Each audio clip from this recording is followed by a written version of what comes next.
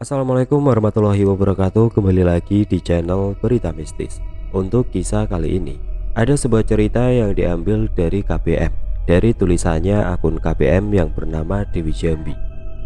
Untuk kisahnya yaitu sebuah kisah yang berjudul Ibuku Ternyata Hantu.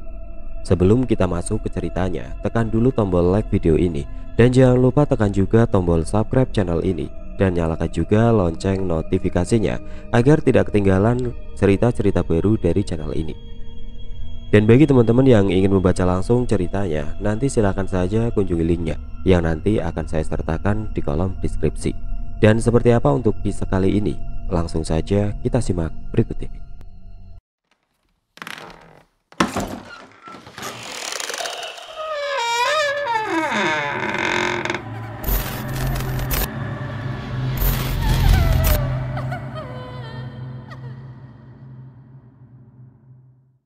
Marni, seorang ibu beranak empat, harus rela kehilangan nyawa dan harga dirinya.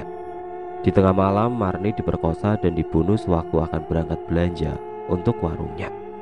Walau ia memohon, tapi dua orang begal tidak juga ibah. Jiwa Marni tidak tenang. Ia tidak bisa meninggalkan keempat anaknya yang masih butuh ibunya. Setiap malam, ibu yang sudah menjadi hantu selalu datang dan mengurus anaknya. Bagaimanakah nasib Marni dan anak-anaknya? "Kak, ibu pergi belanja dulu. Tolong kakak jaga adik-adik ya kak," perintah ibu sebelum menstarter motor metiknya. Ibu menatapku dengan lembut. Senyumnya tersungging manis untukku. Sebuah lambaian diberikan ibu sebelum ia benar-benar hilang di telan kegelapan malam. Dia ibuku, wanita parubaya yang berperawakan tinggi, tidak terlalu gendut dengan kulit putih membalut tubuh. Wajahnya masih terlihat cantik dan menarik di usianya yang menginjak 45 tahun. Ibu seorang yang ulet dan pekerja keras, tegas, tetapi sangat mencintai semua anaknya dan suami. Di pertengahan malam seperti ini, ketika waktu menunjukkan pukul 2 dini hari, ibu selalu ke pasar untuk membeli sayur, lauk, dan barang-barang untuk warungnya esok pagi. Namun ada yang aneh dari diri ibu hari ini. Ibu nampak murung, tidak seperti biasanya. Sifatnya yang ceria seolah sirna. Entah kenapa wajah ibu tampak lebih bersinar. Aku Widya, anak tertua dari 4 bersaudara. Ibuku seorang ibu rumah tangga biasa yang membuka warung di depan rumah untuk membantu perekonomian keluarga.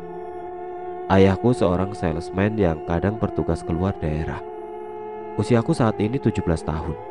Di usiaku yang remaja ini, di saat teman-temanku yang lain bisa bebas bermain, tetapi tidak dengan diriku. Hari-hariku hanya mengurus adik-adik dan membantu pekerjaan ibu di rumah. Tapi aku tidak pernah mengeluh. Ada rasa bahagia ketika bisa meringankan tugas ibu. Ibu tidak pernah marah. Ia selalu tersenyum walaupun dalam keadaan lelah. Itu sebabnya aku dan ketiga adik-adikku selalu kompak untuk bekerja sama agar ibu tidak kelelahan. Kami tidak ingin ibu sakit, sedangkan ia harus mengurus kami selagi ayah mencari nafkah di daerah lain. Kututup segera pintu begitu ibu sudah tidak terlihat. Dalam hati berdoa semoga ibu selamat dimanapun ia berada. Walau di hati terselip rasa khawatir yang amat sangat, namun segera aku tepis pikiran itu. Ibu pasti baik-baik saja. Di tengah kegelapan malam, seorang ibu dengan gagah berani memacu motornya membelah kegelapan malam. Ia tidak peduli dingin malam menyelimuti perjalanannya. Pandangan matanya fokus ke jalan yang dilaluinya. Ia hanya ingin cepat sampai di pasar, berbelanja dan segera pulang. Ia takut meninggalkan anaknya berlama-lama. Ia takut terjadi hal buruk kepada 4 orang anaknya. Di tengah konsentrasinya mengendarai motor metiknya, tiba-tiba ia dikagetkan dengan seberkas sinar yang tampak dari kaca spion motornya. Sinar itu melesat mengikuti laju motornya. Hati si ibu yang bernama Marni itu mulai tidak enak. Sinar itu kian mendekat dan mulai terlihat jelas, yang ternyata sinar dari lampu motor. Motor itu ditunggangi 2 orang lelaki parubaya. 2 lelaki itu tertawa menggoda Marni ketika motor mereka berpapasan. Tampak dengan jelas 2 lelaki itu mempunyai maksud buruk terhadap Marni. Marni ketakutan menyadari adanya bahaya yang sedang mengintainya. Ia kemudian mempercepat laju kendaraannya untuk menghindari 2 lelaki yang mengincarnya itu. Kebut-kebutan di jalanan tidak terelakkan. Jalanan berlubang pun dilaluinya. Motor Marni menghentak hebat begitu memasuki lubang besar yang cukup dalam. Brak! Marni jatuh dan terpental di aspal. Kepala dan lengannya robek, mengeluarkan banyak darah segar. Ia mengadu kesakitan, berusaha sekuat tenaga bangkit, tetapi tubuhnya sulit digerakkan. Dua lelaki itu menghentikan motornya dan perlahan mendekati Marni yang terkapar tidak berdaya. Dua lelaki itu terkekeh kegirangan. Bukannya menolong, mereka malah menginjak keras betis Marni hingga Marni berteriak kesakitan. "Siapa suruh menghindar? Dasar wanita bodoh, sok jual mahal." Hardik, lelaki bertubuh gendut, pendek dan hitam, seraya terkekeh menjijikan. Dalam keterangan malam masih terlihat jelas wajah lelaki bejat itu. Wajahnya jelek, berhidung besar dan pesek dengan jerawat memenuhi muka. "Mau apa kalian? Jangan ganggu aku," ucapnya ketus. Tangannya menggenggam kaki dan lengannya yang kesakitan. Mereka kompak terkekeh, dan detik berikutnya mereka seret Marni masuk ke dalam semak di tepi jalan. Tubuh Marni yang penuh luka dan bersimbah darah tidak menyurutkan niat jahat mereka. Walaupun Marni meronta dan mengibah, tetapi mereka tetap menyeret Marni masuk lebih dalam ke semak belukar. Marni menangis meminta belas kasihan, tetapi mereka sudah dikuasai hawa nafsu yang sudah tinggi. Marni berusaha meminta tolong berulang kali, namun nihil. Tidak ada satu orang pun yang datang untuk menolongnya. Suasana hening dan sepi, hanya terdengar deru nafas penuh nafsu dari kedua lelaki bejat yang bersaut-sautan. Baju Marni dibuka paksa, terkoyak seperti harga dirinya yang direnggut. Wanita itu berontak sekuat tenaga, tetapi dengan mudah terkalahkan. Kedua lelaki itu dengan bebas menjamah dan menghancurkan mahkota kesucian yang ia jaga untuk suami tercinta. Mereka bergantian menjamah dan menikmati tubuh Marni sesuka hati dengan ganas dan beringas. Peluh berjatuhan di tubuh Marni yang sudah tidak memakai selembar benang pun. Marni hanya mampu menangis menyesali diri. Mahkota kebanggaannya hancur lebur, perih dan sakit hingga mengeluarkan darah kental membasahi selangkangannya. Ia pasrah. Tubuhnya lemah tidak berdaya. Dalam hati dan pikirannya hanya ada anak-anak dan suaminya. Ia ingin pulang ke rumah, memeluk erat buah hati tercintanya. Setelah puas menikmati tubuh wanita malang itu, kedua lelaki mulai berbisik. Mereka kembali menyeret tubuh Marni yang sudah lemah masuk ke dalam semak. Tubuh Marni dilempar begitu saja ke tanah, terhempas dan terhenyak di antara rumputan ilalang dan ranting-ranting tajam. Marni mengadu kesakitan. Tubuh polosnya terluka. Dari balik baju, seorang lelaki kurus dan hitam mengeluarkan sebilah pisau tajam. Benda itu bercahaya di tetap sinar bulan. Marni terkesiap melihat benda tajam yang siap menghujam tubuhnya. Sebelum benda itu menancap tubuhnya, lagi-lagi Marni memohon belas kasihan. "Tolong, jangan bunuh aku. Anak-anakku banyak. Mereka masih butuh aku." Marni mengibah disertai air matanya yang jatuh berderai, membasahi wajahnya yang kotor penuh tanah. Kedua lelaki itu saling berpandangan, dan tanpa aba-aba, lelaki kurus itu menghujam pisau itu berkali-kali ke tubuh Marni. Hanya sekali terpekik dan dalam hitungan detik, tubuh Marni tidak bergerak. Tubuh Marni mengeluarkan banyak darah dari luka tusukan di sekujur tubuhnya. Setelah mereka yakin Marni sudah tidak bernyawa, tubuh wanita malang itu mereka biarkan tergeletak di dalam semak. Mereka lalu pergi sembari terkekeh senang. Sunyinya malam menjadi saksi kesadisan dua lelaki yang dengan tega menggagahi dan menyiksa Marni. Ibu beranak 4 yang harus terpaksa pergi untuk selamanya, meninggalkan keempat anak yang sangat dicintainya. Bunyi berisik disertai aroma masakan yang lezat membuatku terbangun dari tidurku. Kukucek mata yang masih sangat mengantuk. Kutoleh jam wekerku, baru jam 4 pagi. Siapa yang memasak sepagi ini? Batinku. Setauku ibu tidak pernah memasak pagi-pagi seperti ini. Kalaupun membuat sarapan, ibu selalu masak di atas jam 7 pagi. Dan ini terlalu dini. Rasa penasaran membuatku beranjak melangkahkan kaki ke arah dapur. Ternyata memang ibu yang sedang asik memasak. Kudekati ibu yang nampaknya tidak mengetahui kedatanganku. "Sudah pulang, Bu? Widya tidak mendengar motor ibu," ucapku begitu mendekati ibu. Ibu hanya terdiam membisu. Aku merasa ada yang lain dengan ibu. Ia lalu menatapku lekat, seperti ingin menyiratkan sesuatu. "Ibu," ulangku menunggu jawaban ibu. Ibu menghentikan acara masak-memasaknya. Ia lalu menggandeng tanganku dan mengajak duduk bersamanya di kursi. Ia memandangku lekat. Aku tatap wajahnya yang putih pucat. "Wait, ibu ada permintaan untukmu. Bisakah ibu mempercayainya?" tanya ibu dengan mimik yang berubah serius. "Ada apa, Bu? Ibu tidak seperti biasa. Ibu tidak kenapa-napa kan, Bu?"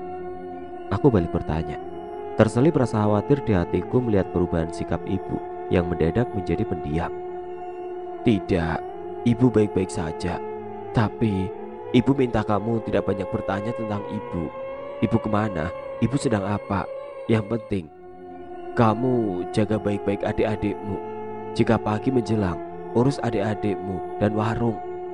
Kamu berhenti sekolah dulu sebelum urusan ibu kelar. Jangan berani-berani masuk ke kamar ibu kecuali malam. Mengerti?" titah ibu. "Tapi kenapa, Bu?" "Sudah, ibu bilang jangan banyak bertanya. Lakukan perintah ibu, itu saja," bentak ibu. Nyaliku berubah ciut. Ibu tidak pernah membentak atau marah padaku. Ini untuk pertama kalinya ibu berbicara keras seperti itu. "Sekarang kamu kembali tidur. Jangan usik pekerjaan ibu. Ibu pastikan kalian tetap makan enak. Dan pekerjaan rumah selalu beres. Kamu hanya tinggal menjaga adikmu baik-baik," selora ibu dengan menunjuk kamarku. Ya, aku dipaksa untuk kembali tidur. Dengan langkah gontai kuayunkan kakiku menuju kamar, sedih melihat perubahan ibu. "Widya," panggil ibu, dan aku pun menoleh. Wajah ibu yang berubah sendu. "Kamu baik-baik ya, nak. Ibu bisa mempercayaimu kan? Kamu harus tahu, ibu sangat mencintai kalian," ucap ibu. Dapat kulihat jelas ibu menitikkan air mata di pipinya. Aku mengangguk pelan. Dalam hati bertanya, apa sebenarnya yang ibu alami hingga membuatnya berubah? Aku pun kembali tidur dengan memeluk adik bungsuku, Nina, yang berumur 4 tahun. Aku tepis semua perasaan yang berkecamuk di hati. Ibuku pasti baik-baik saja. Jam weker membangunkanku. Kulihat jam sudah menunjukkan pukul 6 pagi. Sinar matahari bersinar terang, dan aku terlambat ke sekolah. Adik-adik serta-merta kubangunkan. Mereka anak-anak yang mandiri. Mereka bisa menyiapkan semua keperluan sendiri. Aku buru-buru menuju meja makan bersama adik-adikku. Semua sudah terhidang dan nampak sangat lezat. Nasi goreng udang dengan taburan bawang goreng plus telur ceplok, favorit kami semua. Selesai makan, adik-adikku berhambur pergi ke sekolah. Sedangkan aku sibuk mencari ibu, karena adik bungsu tidak ada yang menunggu. "Ibu, Bu, ibu," panggilku seraya mencari-cari ke segala penjuru rumah. Ibu tidak jua aku temui. Sepi, tidak ada sautan. Tapi seluruh rumah tampak bersih. Pakaian pun sudah terjemur dan piring-piring sudah tertata rapi. Kutatap Nina yang anteng main sendiri. Ia tertawa seperti sedang diajak main dengan seseorang di sana. Tapi di sini hanya ada aku dan Nina. Tidak ada orang lain selain kami. Seketika bulu kuduku meremang. "Ibu di mana?" Teringat pesan ibu subuh tadi. Dilarang bertanya, dan pesan ibu yang memintaku untuk tidak bersekolah demi menjaga ketiga adikku. Lututku seketika lemas. Terbayang di benakku impian-impian setelah aku lulus. Ingin kuliah dan mencapai cita-cita menjadi dokter. Dan kini aku harus mengubur mimpi itu demi adik-adikku. Kudekati Nina dan menggendongnya untuk membuka warung. Tapi Nina malah menangis seolah tidak ingin aku bawa menjauh. Hatiku gusar. Ada apa sebenarnya dengan Nina? "Dek, jangan nangis dong, kita cari ibu ya," ucapku sembari menggendong Nina menuju warung. Berharap ibu ada di warung.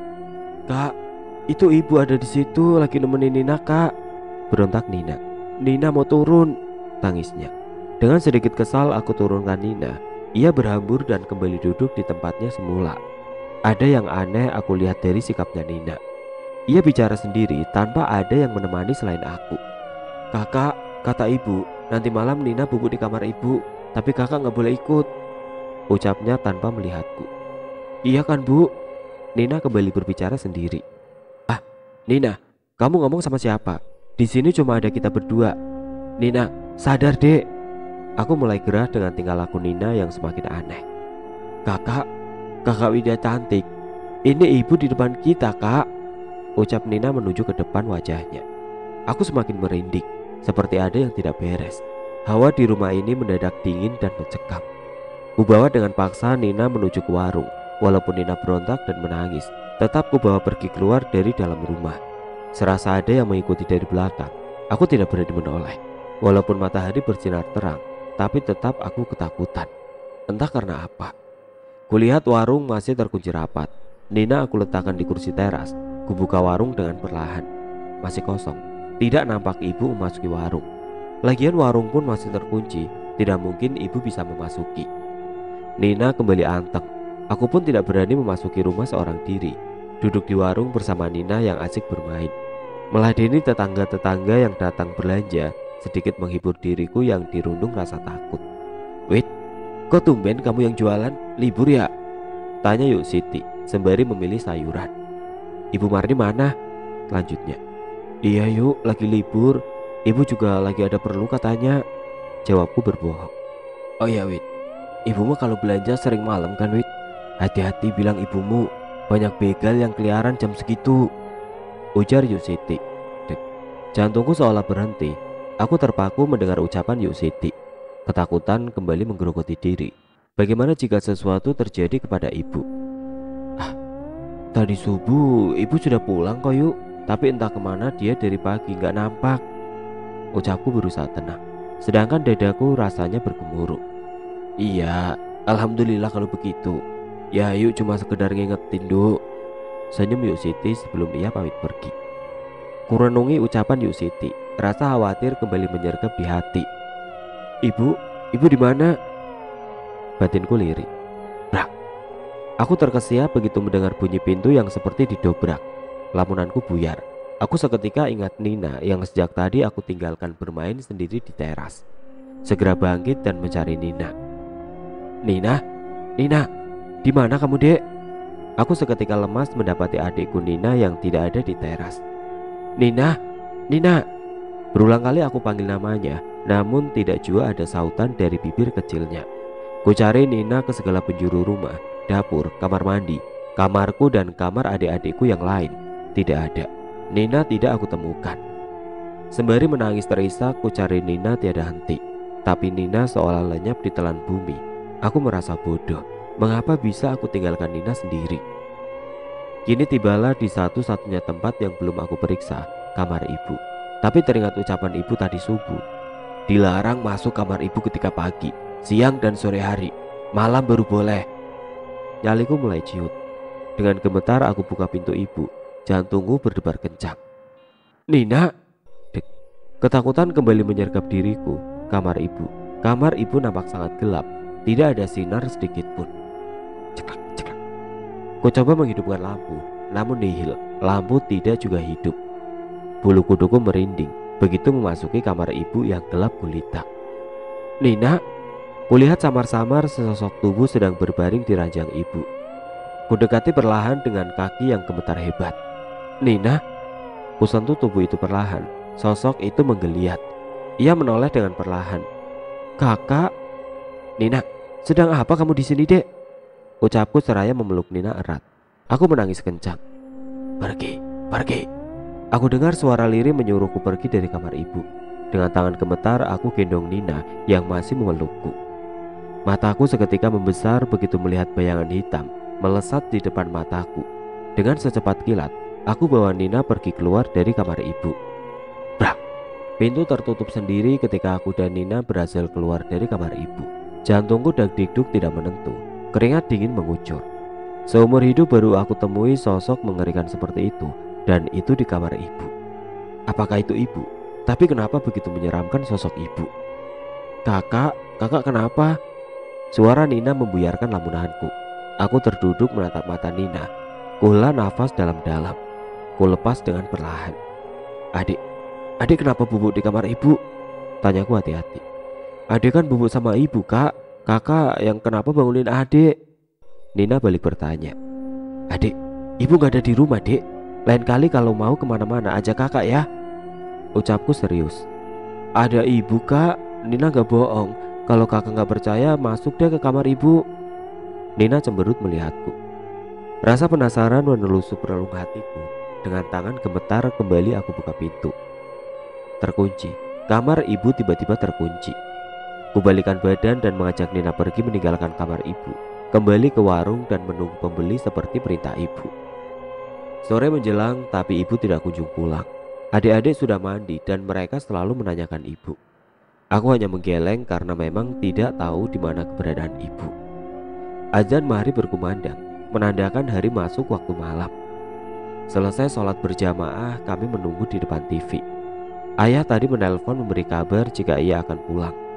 Dengan sabar kami menunggu ayah dan juga ibu yang belum pulang. Aroma masakan dan suara perabotan di dapur terdengar nyaring di telinga. Kami semua berhadapan dan saling memandang. Perut memang keroncongan karena sedari sore belum makan. Lauk dan sayur yang dimasak ibu sudah ludes untuk makan siang. Ibu memang terbiasa memasak 2 kali. Sisa sayur dan lauk jualan yang tidak laku dimasak ibu sore hari. Ibu, bu, ibu, ucap kami berbarengan. Bahagia rasanya mendengar ada aktivitas ibu di dapur. Rindu sekali rasanya padahal baru sehari tidak melihat ibu. Kami berlarian berhamburan ke dapur, berlomba untuk melihat ibu. Rasa haru dan bahagia di mata adik-adikku melihat ibu yang sedang memasak di dapur. Ibu kemana saja? Dari tadi kami tidak lihat ibu, celoteh Dinda, adik perempuanku yang nomor 3. Ia berusia 10 tahun. Dinda menggelendot manja di pinggang ibu. Ibu menoleh Dinda, tapi ia tetap meneruskan memasak. Ibu ada urusan sayang, maaf ya, makan kalian terlambat, ucap ibu lirik. Widya, kamu tadi masuk kamar ibu ya? Kan sudah ibu bilang, jangan masuk kamar ibu jika hari masih terang. Ibu menatapku marah. Maaf bu, tadi Widya mencari Nina. Nina masuk kamar ibu, jawabku dengan menundukkan kepala. Kamu gak usah takut, adikmu baik-baik saja. Ibu pastikan itu. Makanya kamu kalau jaga adik yang benar, cerocos ibu. Dan sekarang ayo makan anak-anak, kalian pasti lapar, perintah ibu. Kami semua langsung duduk di meja makan, menatap masakan ibu yang nampak sangat lezat. Ayam goreng crispy dengan taburan saus tomat dan sedikit cabai merah, sayur capcay serta nasi hangat. Pasti sangat lezat. Dengan lahap kami semua makan bersama. Tapi ibu tidak ikut makan. Ia berjalan ke ruang tamu, duduk diam menonton tanpa ekspresi. Wajah ibu nampak pucat. Setiap dekat ibu, wangi melati selalu menemani, membuat aku terkadang merinding. Selesai makan, aku beserta ketiga adikku duduk menemani ibu sembari menunggu ayah pulang. Ibu jarang bicara. Ia banyak terdiam. Sungguh sangat berbeda dengan ibu yang biasa. Assalamualaikum, ayah pulang. Suara ayah terdengar dari balik pintu. Alhamdulillah ayah pulang, ucap kami berbarengan begitu mendengar suara ayah. Waalaikumsalam ayah, seru kami dengan berhamburan memeluk ayah. Anak-anak, ibu di mana? Tanya ayah, masih tegak di luar rumah. Ibu di sini ayah. Dengan tersenyum ibu menatap ayah dari balik pintu. Ayah mendekati ibu. Ia lalu mengecup kening ibu. Hal yang biasa ayah lakukan setiap berjumpa dengan ibu. Ayah memang suami yang baik dan ayah yang sangat sayang dengan keluarga. Jam menunjukkan pukul 12 malam. Semua sudah tertidur lelap, begitupun ayah dan ibu. Dengan malas kulangkahkan kaki menuju kamar mandi, kebelet pipis. Kubuka pintu kamar. Kenapa gelap di seluruh ruangan? Tidak biasanya seperti ini. Apakah mati lampu? Tapi kamarku lampunya hidup. Sungguh aneh, batinku. Walaupun sedikit takut, aku paksakan diri menuju ke kamar mandi. Tapi langkahku terhenti begitu dekat dengan kamar ibu. Psst. Mataku terpana melihat sosok bergaun putih berkelebat cepat masuk ke kamar ibu. Sosok itu berambut panjang tergerai dengan noda darah di gaunnya. Aku terpaku, terdiam, kakiku terasa kaku. Aku begitu ketakutan. Tidak terasa celanaku basah, mataku tiba-tiba buram. Kepalaku rasanya berputar. Brak. Aku terjatuh dan semua nampak menghitam. Widya. Suara ayah terdengar nyaring di telingaku disertai pukulan lembut di pipiku. Aku terhenyak bangun. Badan terasa pegel semua. Kuedarkan pandangan ke segala penjuru. Di mana aku? Widya. Ayah mengulangi panggilannya kepadaku.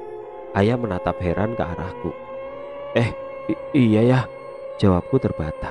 Kamu kenapa tidur di sini? Mana bau pesing lagi? Seru ayah dengan menutup hidungnya. Teringat kejadian mengerikan tadi malam membuatku bergidik ngeri. Ingin kuungkapkan kepada ayah, tapi takut ayah gak percaya. "Ibu mana ya?" tanyaku mengalihkan ucapan ayah. "Ibumu sudah pergi dari subuh, sepertinya ada perlu," jawab ayah sekenanya dan berlalu pergi menuju dapur. "Ayah," panggilku. "Apa?" Ayah menghentikan langkahnya dan menolehku.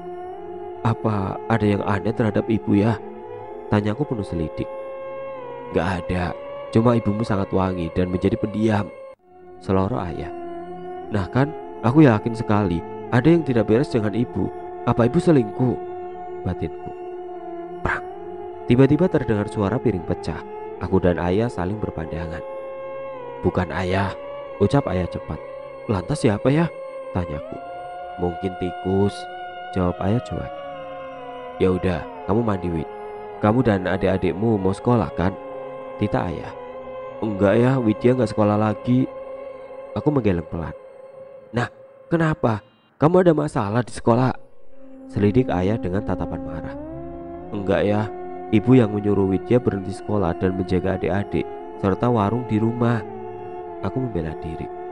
"Memangnya ibumu kemana? Kan selama ini ibu yang menjaga adik-adikmu, Wid," ucap ayah dengan kesal.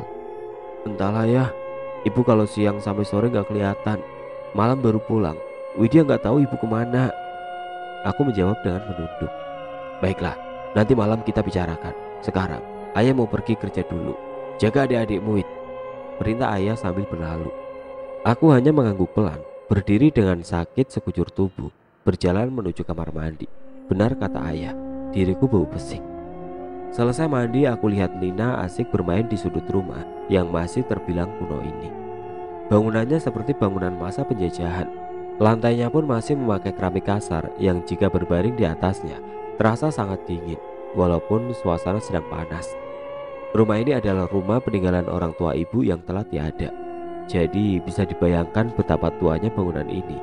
Tetapi bangunan ini masih sangat terawat. Biasanya aku tidak pernah takut tinggal walaupun sendiri di rumah ini. Namun berbeda dengan 2 hari belakangan ini. Rumah nampak sangat mencekam. Kudekati Nina yang masih asik bermain. Nina seperti hari kemarin berbicara sendiri. "Bu, ayo kita bubuk, Bu. Nina ngantuk nih." Seloro Nina menatap ke depannya seolah ada ibu di situ. Nina ngomong sama siapa, Nin?" "Gak ada siapa-siapa di sini selain kita, Dek," ucapku mulai takut. "Kak Widya, ini Nina ngomong sama ibu, Kak," sahutnya tanpa melihat ke arahku. Ia asik memainkan bonekanya. Sesekali ia menguap. "Dek, gak ada siapa-siapa di sini selain kamu dan kakak." Aku bertambah gusar melihat tingkah Nina. "Ibu di mana? Kenapa setiap hari terang? Ibu selalu hilang. Apa yang sebenarnya ibu sembunyikan?" Pertanyaan-pertanyaan itu kini terngiang-ngiang di kepala. "Kak, Nina mau bubuk sama ibu. Kakak jangan ganggu, ngerti?" Bentakan Nina membuyarkan lamunanku. Ia berjalan sendiri ke kamar ibu. Tangannya seperti sedang menggandeng sesuatu. "Nina!" panggilku begitu ia sudah berada tepat di depan kamar ibu. Kret. Pintu terbuka lebar. Nina tidak menyautiku. Ia melangkah masuk ke kamar ibu. "Nina!" Brak. Pintu itu tertutup dengan sendirinya. Untuk beberapa detik aku terpaku. Segera sadar begitu Nina masuk ke kamar ibu. Nina. Tok tok tok. Aku ketuk pintu kamar ibu berkali-kali, tapi tidak ada jawaban sedikit pun. Pintu terkunci dari dalam. Nina, jawab, Dek. Kamu baik-baik saja kan?" raungku. Bulir-bulir bening itu mulai jatuh. Aku takut Nina kenapa-napa. Ibu di mana? Tolong aku, Bu." Tangisku semakin pecah. Kurdengar raungan dari kamar ibu. Aku beringsut mundur, berbalik dan berlari menuju kamarku. Kakiku gemetar, ingin rasanya mendobrak pintu kamar ibu. Tapi aku teringat perkataan ibu. Aku tidak boleh masuk ke sana. Untuk sementara aku tenangkan diri terlebih dahulu, menguasai rasa takutku. "Ibu, nanti malam aku akan mencari tahu apa yang sebenarnya terjadi dengan ibu." 2 jam aku menunggu Nina. Akhirnya Nina keluar kamar dalam keadaan baik-baik saja. Ia nampak sangat ceria. Aku sangat bersyukur Nina tidak kenapa-napa. Ia berceloteh riang seperti biasa, bermain bersama kakak-kakaknya. Maghrib menjelang, Seperti biasa, ibu sudah tampak di belakang. Ia memasak begitu azan sudah selesai berkumandang. Kami makan bersama. Tidak ada yang aneh. Hanya wajah ibu tampak sangat pucat. Kami bersenda gurau bersama. Ibu sesekali hanya melempar senyum tipis, tidak banyak bicara. Gelap malam mulai menyelimuti. Rasa kantuk tidak dapat ditahan lagi. Kami pun bersiap-siap ke peraduan masing-masing. Tapi tidak denganku. Walaupun mata sangat ngantuk, aku paksa tetap terjaga. Aku berencana akan mengintai ibu malam ini. Begitu semua sudah terlelap, aku mengendap-endap keluar kamar dan bersembunyi di balik almari kecil di sudut ruangan. Lampu temaram hingga membuatku dengan mudah mengintai kegiatan ibu. Kret, serak, serak, serak. Kudengar pintu kamar ibu terbuka. Dalam kegelapan aku lihat ibu keluar kamar dengan menyeret kakinya. Ibu memakai pakaian gaun putih panjang, persis seperti malam kemarin saat aku pingsan. Rambut ibu awut-awutan, tapi tidak nampak noda darah di sana. Kenapa ibu menyeret kakinya? Apa ibu sakit? Batinku. Ibu menuju dapur. Aku dengar ibu mencuci baju. Tidak lama kembali suara piring yang beradu. Jam segini ngapain ibu beres-beres? Aku semakin heran karena waktu baru menunjukkan pukul 2 dini hari. Kulangkahkan kaki menuju dapur. Semua sudah bersih dan tertata rapi. Tapi kemana ibu? Ibu tidak nampak sama sekali. Yang tertinggal hanya wangi melati. Di suatu pagi yang cerah, 5 orang bapak-bapak berniat memancing bersama. Mereka memarkir motor di dalam semak di pinggir jalan. Saat itu udara sedikit mendung hingga mereka merapatkan jaket karena dinginnya cukup menyiksa. Mereka dengan semangat masuk ke dalam semak karena sungai yang mereka tuju berada cukup jauh dan itu harus melewati semak belukar di sepanjang perjalanan. Setelah berjalan kurang lebih 10 menit, indera penciuman mereka dikejutkan dengan bau bangkai yang amat sangat. Awalnya mereka mengira itu adalah bau tikus yang kebetulan sudah menjadi bangkai. Namun semua itu terbantahkan ketika salah satu dari bapak-bapak yang bernama Kosim itu melihat baju wanita yang sudah terkoyak-koyak tidak jauh dari mereka. Mereka pun saling berpandangan.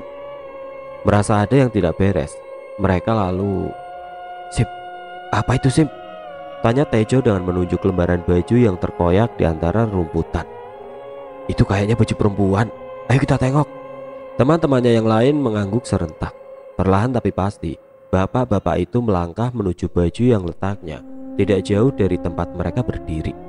Kaki-kaki mereka menginjak ranting dan rumputan sekitar. Golok mereka arahkan ke sana ke sini untuk menebas rumput ilalang yang menutupi penglihatan. Kosim mengangkat baju itu dengan sebuah ranting. Matanya memperhatikan dengan seksama. "Jo, ada darahnya, Jo." "Waduh, yang punya kemana?" "Tejo, Kosim, ada celana juga di sini," saut Diman seraya melambai-lambai. Iya, tapi pada nyium bau bangkai nggak sih kalian?" ucap Kosim dengan menutup hidung. Oh, baunya nyengat banget ini," mereka serentak menjawab. Mata mereka mencari-cari ke sekitar. Golok Kosim melayang ke sana ke sini, membuka jalan yang tertutup ilalang tinggi. Matanya tiba-tiba membesar. Tidak sengaja kakinya tersandung sesuatu. "Brok! Ah, kawan-kawan, tolong aku!" teriaknya kuat. Matanya membulat sempurna melihat apa yang disandungnya. Serta-merta ia menutup hidung karena bau menyengat yang menusuk indera penciumannya. Bapak-bapak saling berpandangan. Mereka lalu berhamburan menyusul Kosim. "Astagfirullah," ucap mereka berbarengan. Nampaklah di mata mereka sesosok perempuan yang tidak memakai selembar benang pun dalam keadaan terbujur kaku. Badan sudah membiru dan dikeruputi belatung. Tubuhnya sudah tidak utuh. Sebagian telah mengelupas dan hampir terlihat tulang. Masih terlihat jelas bekas darah yang mengering di sekitar jasadnya dan tusukan benda tajam di tubuh perempuan malang itu. Bapak-bapak lari tunggang langgang. Alat pancing dan golok melayang terlempar entah kemana. Mereka berteriak minta tolong dan mencari bantuan. "Tolong, ada korban pembunuhan!" teriak mereka serentak. Di sudut desa, tepatnya di warung remang-remang, berkumpullah sekelompok bapak-bapak parubaya yang sedang bercengkrama. Mereka tertawa sambil bermain gaple dan kartu. Minuman tuak dan bir tidak luput dari cengkraman mereka. Wanita-wanita muda dengan pakaian seksi ikut menemani. Tawa mereka bersaut-sautan di tengah keremangan malam, seolah hidup mereka pasti lama. Begitupun dengan Warjo dan Maman. Dua lelaki laknat yang baru saja menyiksa dan membunuh Marni, wanita malang yang jadi pemuas nafsu dengan keterpaksaan. "War, lu takut gak kalau ibu tadi jadi hantu?" bisik Maman. Dalam hatinya Maman mulai takut. "Alah, lu penakut Man. Kalau udah jadi mayat, ya gak usah takut lah. Mana ada hantu," jawab Warjo Jumawa. Warjo yang bertubuh gembal dan pendek itu tertawa mengejek Maman. "Balik ya War, gue capek banget nih," ajak Maman. "Samalah gue juga," saut Warjo dan melangkah pergi mengikuti Maman dari belakang. Maman bersiap menstarter motor bututnya dan Warjo duduk di belakang. Motor melaju pelan karena Maman masih dalam pengaruh alkohol dan kepalanya sedikit pusing. Suara deru motor melintasi jalan setapak desa. Suasananya gelap karena bulan tidak menampakkan dirinya. Lampu penerangan pun tidak ada. Maman hanya mengandalkan lampu motor bututnya. "Maman, Man."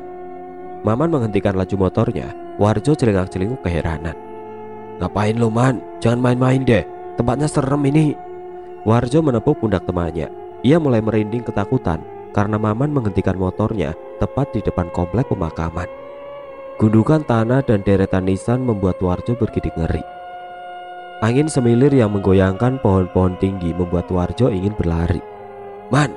teriaknya lagi. Maman tersentak kaget. Ia lalu menoleh Warjo yang menatapnya penuh rasa takut. "Apaan sih War?" sautnya kesal. "Lu yang apaan? Ngapain berhenti di kuburan? Serem tahu," sungut Warjo. "Ah?" Maman mengedarkan pandangannya. Ia terkesiap melihat deretan gundukan dan nisan di hadapannya. "Kok kita di sini sih War?" tanyanya polos. Belum sempat Warjo menjawab, mereka dikejutkan dengan bunyi benda yang terjatuh. Suara benda itu tidak jauh dari arah mereka. Mereka saling berpandangan. Seketika mata mereka membulat sempurna. Tampak tidak jauh dari hadapan mereka, sosok bergaun putih dengan rambut terurai panjang melambai ke arah mereka. Ia tegak tepat di bawah pohon kamboja yang sedang berbunga di area makam. "Warjo, Maman," panggil sosok itu pelan. Matanya melotot marah dengan lingkaran hitam di sekitar mata. Wajahnya putih pucat tersenyum mengerikan. Dengan tubuh yang gemetar disertai peluh yang mengucur, Maman dan Warjo. "Man, itu apaan Man?" ucap Warjo dengan kaki gemetar. Peluh membasahi wajahnya. "War, kuntilanak itu War." Tanpa sadar celana Maman basah. Ia ngompol di celana. "Maman, Warjo, kemari, temani aku malam ini." Suara wanita itu lirih tapi terdengar jelas di telinga Maman dan Warjo. Wanita itu berjalan lambat menuju ke arah mereka. Angin yang semilir kadang menyibak gaun panjangnya yang putih, namun banyak noda darah. Tampak dalam keremangan malam kaki wanita itu melayang dengan warna putih pucat. Warjo dan Maman menggigil ketakutan. "Man, cepat hidupi motornya, Man. Bisa-bisa nyawa kita melayang, Man," seru Warjo dengan tepukan keras di punggung Maman. "Iya sabar, ini juga lagi aku engkol." Berulang kali Maman mengengkol motornya, tetapi tidak juga bisa dihidupkan. Sedangkan wanita itu terus mendekat dengan sunggingan senyum mengerikan di bibirnya. Matanya bulat melotot dengan lingkaran hitam mengelilingi. Rambutnya tergerai aut-autan. Semakin mendekat, tercium aroma bangkai yang menyengat. "Man, lari Man," Warjo memberi instruksi. "Gimana mau lari War? Kaki gua lemes ini kayak lumpuh," sentak Maman. Peluhnya mengucur membasahi pakaiannya. "Apa kalian lupa aku? Wanita yang kau habisi. Aku tersiksa. Kalian pisahkan aku dan anak-anakku. Kalian kejam," teriaknya dengan nyaring. Maman dan Warjo menatap takut.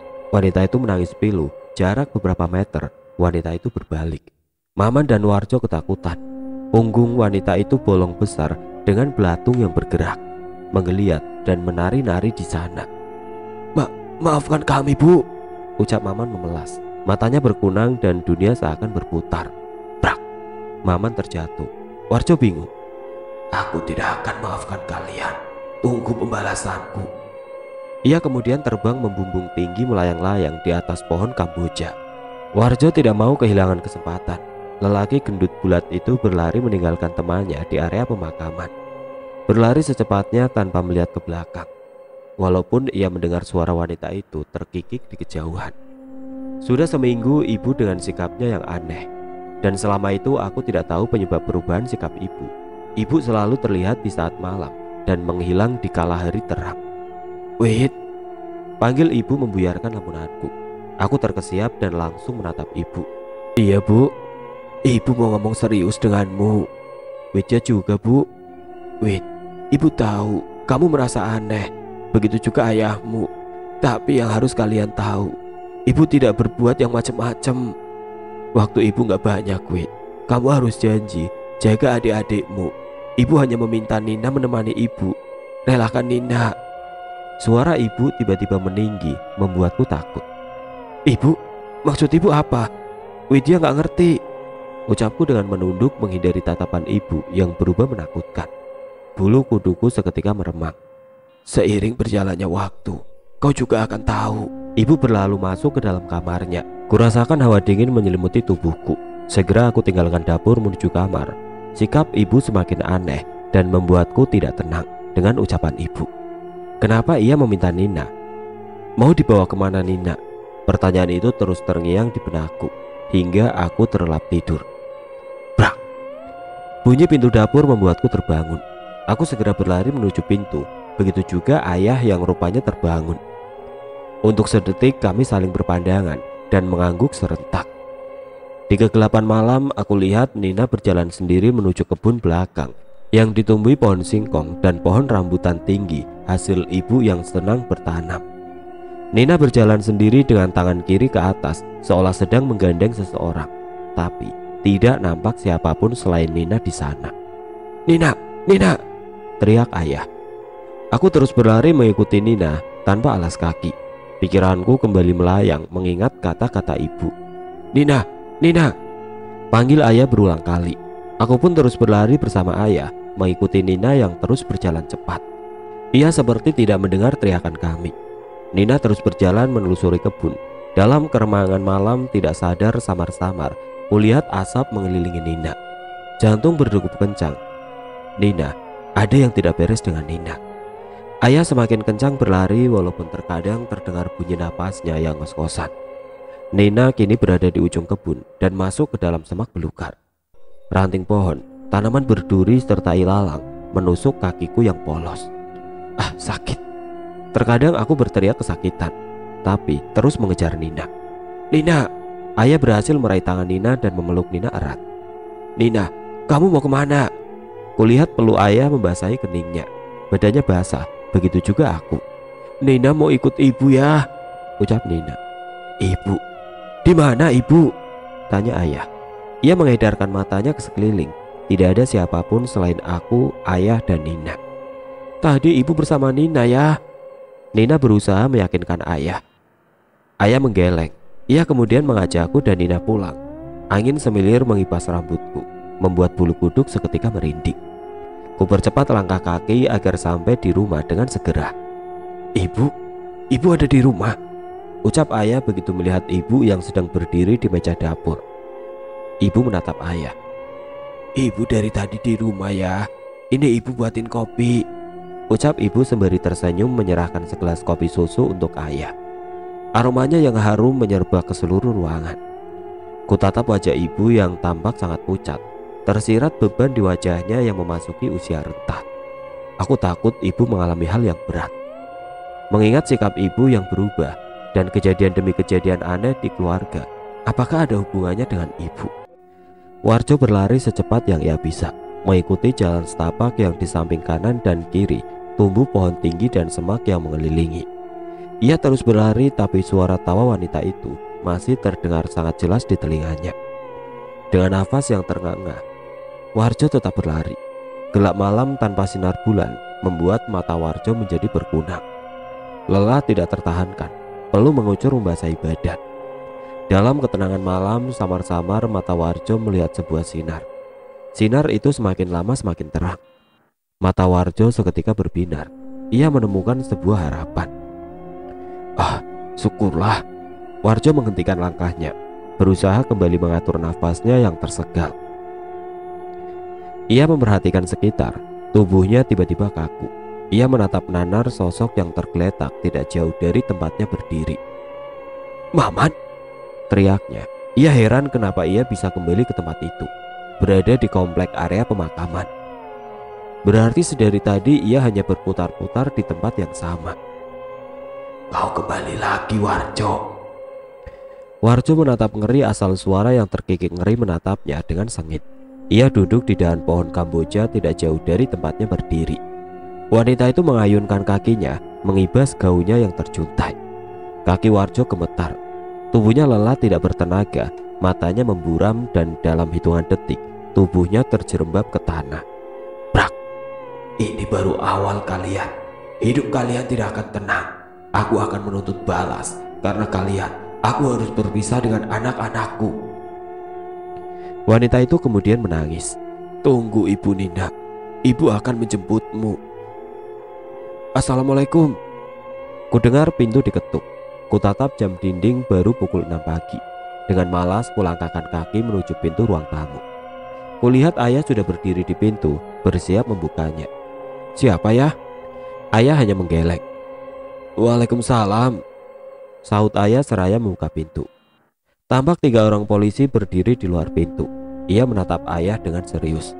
Selamat pagi, Pak. Apa ini benar kediaman Ibu Marni? Tanya salah satu pria yang berseragam polisi. Iya benar, Pak, saya suaminya. Kulihat raut wajah ayah mulai berubah. Begini, Pak, kami mau menyampaikan berita duka buat keluarga Bapak. Kami harap Bapak beserta keluarga bisa tabah, sahut Pak polisi. Maksud Bapak apa? Aku tidak kuasa menahan diri mendengar mereka berbincang tentang ibu. Dadaku bagai bergemuruh. Begini, Pak, adik, Ibu Marni ditemukan meninggal dalam kondisi mengenaskan di daerah. Diduga korban perkosaan dan pembunuhan. Mayat Ibu Marni membusuk saat ditemukan warga. Diperkirakan sudah seminggu ia meninggal, ucap Pak polisi. Nggak mungkin, Pak. Istri saya ada di rumah dan baik-baik saja. Iya, Pak, ibu saya ada di rumah kok, Pak. Aku pun ikut menimpali. Rasanya tidak mungkin ibu meninggal sedangkan ibu masih ada dan beraktivitas seperti biasa, walaupun banyak keanehan. Pak polisi menatap heran. Baiklah, Pak, adik, silakan ikut dengan kami. Kami mendapat alamat rumah ini dari KTP yang tercecer di TKP. Kita ke rumah sakit untuk melihat jasad Ibu Marni.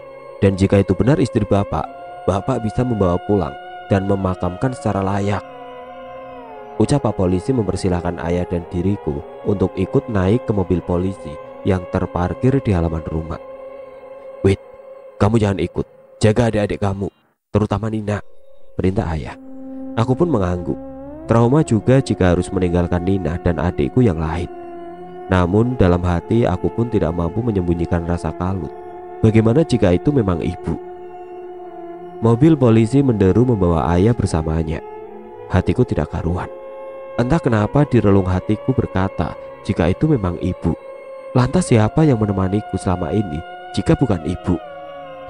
Entahlah, aku berdoa dan berharap jika ini kesalahan semata. Dan ibu dalam keadaan baik-baik saja. Ibu, aku menyayangimu. Mobil polisi berhenti di rumah sakit umum daerah. Dengan langkah gontai, ayah melangkah mengikuti ketiga polisi yang berjalan tergesa menuju kamar mayat. Jantung berdebar ketika kaki memasuki kamar mayat. Hawa dingin menelusup hingga relung hati. Salah satu polisi membuka salah satu berangkas mayat. Tampaklah sekilas kaki putih yang sudah kaku. Mari, Pak, kemari. Salah seorang polisi melambai ke arah ayah. Ayah mengangguk pelan dan melangkah mendekati. Astagfirullah. Ia menutup mulutnya menahan kengerian sosok yang dilihatnya. Walaupun sudah dibersihkan, nampak mayat itu sudah penuh dengan lubang bekas tusukan. Daging sudah tidak utuh, hampir terlihat tulang putih. Pada bagian mata sudah tidak ada polanya. Kulit sudah membiru dan mulai mengembung. Wajah mulai tidak dapat dikenali karena sudah rusak. Ini, Pak, barang-barang yang ditemukan di TKP. Pak polisi menyerahkan dompet, KTP, tas, dan juga baju yang ditemukan. Ya Allah, iya Pak, ini semua barang-barang istri saya, teriak ayah menerima dengan tubuh yang gemetar. Ibu, ya Allah, Ibu, kenapa nasibmu seperti ini, Bu? Maafin ayah, Bu, meratap ayah. Pak polisi berusaha menenangkan ayah yang duduk bersimpu sembari menangis terseduh. Hatinya sungguh hancur, dunianya seakan runtuh. Tanpa ayah sadari, di sudut ruang ada sosok yang sedang menatapnya pilu. Ya, dialah ibu. Tangannya terkepal dengan dendam yang memburu. Hatinya juga sakit melihat orang yang ia cintai terluka karena kepergiannya. Jiwanya tidak tenang. Ia belum bisa menerima kematiannya. Assalamualaikum ya. Cepat kamu kabari keluarga dan adik-adikmu, juga tetangga sekitar. Kabarkan jika ibumu telah tiada. Bagai tersambar petir mendengar kabar yang ayah sampaikan. Tidak mungkin. Tidak mungkin itu ibu. Aku tidak percaya. Itu bukan ibu kan ya? Gak mungkin itu ibu. Kamu yang sabar kak. Ini memang mayat ibu. Lemas rasanya tubuhku. Tidak, itu bukan ibu. Tidak mungkin ibu. Ibu. Teriakku membuat adik-adik yang sejak tadi ikut menunggu kabar ibu berlari mendekati. Ibu kenapa kak? Tanya Dito, adik nomor 2. Lelaki remaja itu menatapku pucat, sedangkan yang lainnya menunggu jawabanku dengan sabar. Iya, mayat itu memang benar ibu. Ayo kita siapin keperluan dan memberi kabar keluarga dan tetangga sekitar. Ucapku berusaha tabah, sedangkan bulir itu menetes tanpa kusadari. Tidak, ibu, jangan tinggalkan kami, bu. Semua adik-adikku menangis meraung. Aku peluk mereka dan ikut larut dalam suasana haru. Namun tidak dengan Nina. Ia tampak biasa saja bermain dengan bonekanya. Tidak ada tangisan, tidak ada raut kesedihan. Kuanggap itu biasa. Mungkin di umurnya yang masih menginjak 4 tahun, ia belum banyak mengerti dengan keadaan yang sedang terjadi. Aku pun bersiap-siap memberitahu keluarga dan tetangga. Aku harus tegar, walau hatiku rapuh. Bagaimanapun aku yang tertua dan semua tugas tertumpu di pundakku. Kalau aku lemah, bagaimana dengan ketiga adikku? Mayat ibu datang dibawa mobil ambulan rumah sakit. Mayat ibu dimasukkan ke dalam peti. Dari pihak rumah sakit melarang kami untuk membukanya.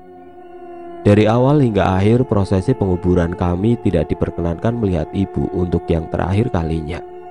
Derai air mata dan raungan menemani prosesi penguburan ibu. Suasananya mendung dan langit gelap menambah kesedihan. Rasanya dunia kami hancur. Tragedi hari ini seakan mimpi. Ibu tidak mungkin tega meninggalkan kami sendiri. Malam ini tahlilan pertama untuk ibu. Hujan deras dari sore dengan kilat yang menyambar membuat sebagian warga urung datang ke rumah. Hanya beberapa orang yang datang. Suaranya rumah tidak begitu ramai, sekitar 30 orang dengan keluarga. Warga khusyuk memberi doa untuk ibu. Namun semua tidak berlangsung lama. Ketika indera penciuman kami menangkap aroma harum makanan dan perabotan dapur yang berbenturan seperti orang yang sedang memasak. Pengajian terhenti sejenak. Semua orang saling beradu pandang. Setauku, tidak ada siapapun di dapur malam ini. Rasa penasaran menyergap hatiku. Dengan perlahan aku beranjak dari tempatku dan berjalan menuju dapur, diikuti keluarga dan beberapa warga. Mata kami terpana melihat sosok yang sedang memasak. Ia memakai gaun putih panjang dengan rambut terurai. Hujan yang semakin deras diiringi kilat dan angin kencang menambah suasana mencekam. Ibu, panggilku lirih. Sosok itu menghentikan kegiatannya. Semua terpaku dengan jantung yang berdebar antara takut dan penasaran. Kepala sosok itu memutar 180 derajat. Matanya melotot dengan warna hitam mengelilingi. Senyumannya menyeringnya mengerikan. Hantu! Semua orang yang melihat lari tunggang langgang, termasuk keluarga yang datang dari jauh. Semua berlarian keluar rumah. Saking takutnya mereka lupa untuk memakai sendal mereka kembali. Hanya aku, ayah, dan ketiga adikku yang masih berada tidak jauh dari ibu. Tiba-tiba di sekeliling ibu ada asap putih yang pekat. Seiring hilangnya asap, hilang juga sosok ibu tanpa kami sempat berucap. Mungkin ibu hanya ingin mengucap perpisahan, ucapku yang diiringi anggukan ayah dan ketiga adikku. Suara berisik banyak orang membuat Maman dan Warjo terbangun dari tidur panjang mereka. Mata mereka terbelalak melihat sekitar. Banyak orang mengerumuni mereka dengan tatapan heran. Pak, kenapa kalian bisa berada di sini? Ucap salah satu warga. Kok kami tadi malam... Maman menghentikan ucapannya, mengingat kejadian tadi malam yang membuatnya bergidik ngeri. Tidak apa-apa Pak, motor kami mogok tadi malam dan kami kelelahan, ucap Warjo berbohong. Semua warga berangsur-angsur pergi meninggalkan Maman dan Warjo. Man, ayo pulang, nyawa kita terancam, bisik Warjo. Maman segera menstarter motornya, hidup, dan mereka segera pulang dengan jantung yang terus memacu ketakutan. Pagi yang sepi tanpa ibu. Semenjak kami tahu ibu sudah meninggal, tidak ada lagi sosok ibu yang memasak di dapur sebelum subuh. Aku menjadi lesu.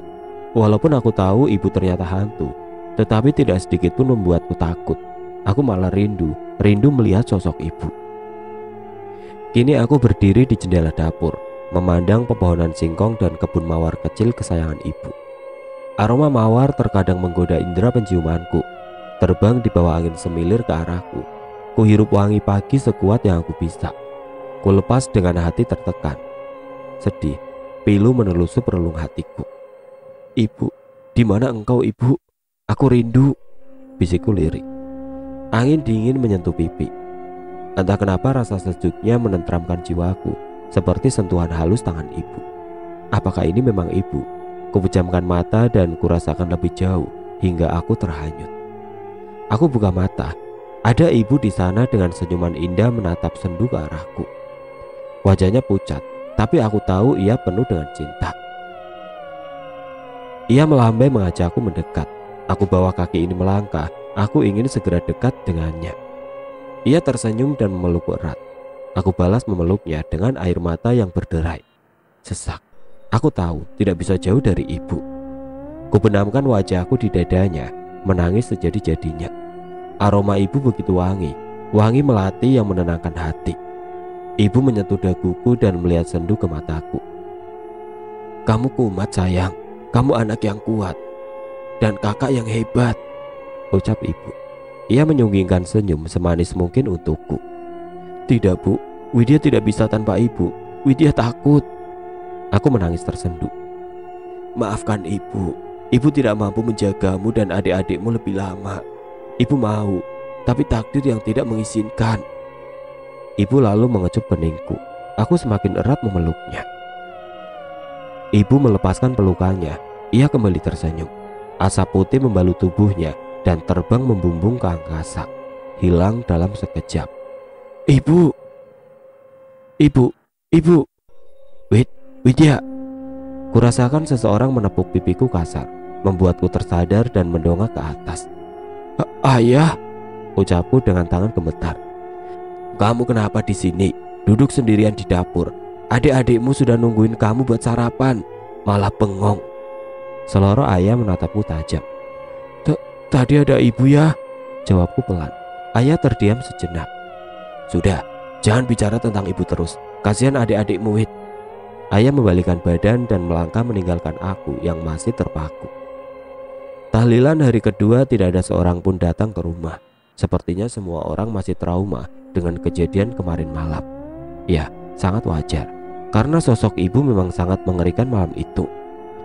Hanya ayah, aku, Dito, Dinda dan Nina di ruang tamu duduk melingkar sembari membaca doa untuk ketenangan arwah ibu. Lantunan doa terdengar sangat merdu keluar dari bibir ayah yang bergetar, mungkin menahan sedih yang mendalam. Sunyi sepi, tiada tempat untuk kembali. Aku di sini menanti, sepi dan sendiri. Serentak kami menghentikan pengajian dan menatap piano yang berada di sudut ruang keluarga. Dentingan suara piano ditemani dengan suara ibu yang sangat merdu membuat bulu kuduk seketika berdiri. Suara ibu, ya, itu suara ibu. Ruang keluarga yang sedikit temaram disinari lampu ruang sudut yang hanya 5 watt menyinari wajah ibu yang pucat. Lantunan suara merdu yang mendayu membuat kami terhipnotis antara takut dan bahagia. Nina beranjak dari duduknya, namun ayah segera menggapai tangannya. Nina berontak. Ayah tetap menggeleng dan menahan langkahnya hingga Nina menangis terisak. Ibu menghentikan lagunya. Ia menatap tajam ke arah ayah. Semua menjadi ketakutan dan saling berpelukan. Nina tetap berontak dan berusaha menggapai ibu dari kejauhan. Ibu tegak dan menunjuk ke arah ayah. Matanya melotot mengerikan. Lepaskan anakku, Suara ibu terdengar sangat nyaring dan memekakan telinga. "Pergi, Mar. Dunia kita berbeda. Jangan ganggu aku dan anak-anak lagi," pekik ayah. Ibu, jangan tinggalkan Nina, Bu," ratap Nina berusaha menggapai tangan ibu. Bus. Angin kencang menabrak tubuh ayah hingga ayah terpental membentur dinding. Brak. Ayah mengadu kesakitan. "Ayah!" teriak kami serentak dan berhamburan memeluk ayah. Menolong ayah untuk bangun. Tanpa kami sadari, Nina berlari menuju ibu. "Nina mana? Nina!" teriak ayah. Kami saling berpandangan. "Nina!" Warjo meringkuk ketakutan di dalam kamar. Istrinya berulang kali mengetuk pintu, tetapi Warjo tidak jua menyahut. Hujan petir menyambar disertai angin kencang. Suara ranting yang beradu seperti suara cakaran kuku-kuku tajam. Bunyi air hujan seperti suara tapak kaki di atas atap. Warjo menggigil ketakutan. Matanya ia tutup dengan paksa. Plok. Sesuatu jatuh tepat mengenai hidungnya yang megar. Menggeliat membuat hidung Warjo merasakan geli yang teramat sangat. Benda itu bergerak, memaksa Warjo membuka matanya. Diambil dan ditatap benda itu dengan seksama. Benda berwarna putih itu menggeliat, bergerak tidak menentu. "Belatung, dari mana ini?" ucap Warjo lirik. Warjo mendongak ke atas langit-langit kamar. Ia ingin teriak, namun suaranya seperti tercemar di kerongkongan. Matanya melotot melihat makhluk yang sekilan di atas kepalanya. Makhluk itu tertawa lebar hingga mengoyak pipinya. Darah menetes di sekitar matanya yang bolong. Lidahnya menjulur menjilati kening Warjo. Warjo ingin berlari, tapi tubuhnya kaku tidak dapat bergerak.